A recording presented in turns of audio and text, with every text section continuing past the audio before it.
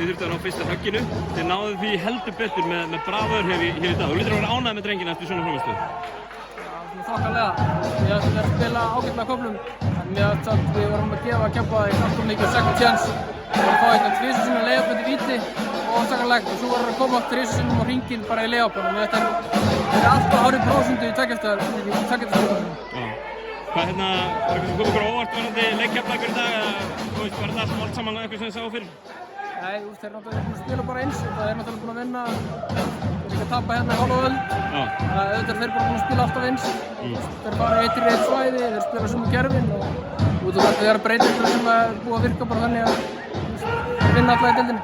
1-0 og þið fá að fara á heimavelli næst. Hversu stórt er það að fá að fara heim og mögulega komast í 2-0 þar? Ég meina það er mögulegur. Sigur til ekki neitt og við vinnum með það. Frábært, takk.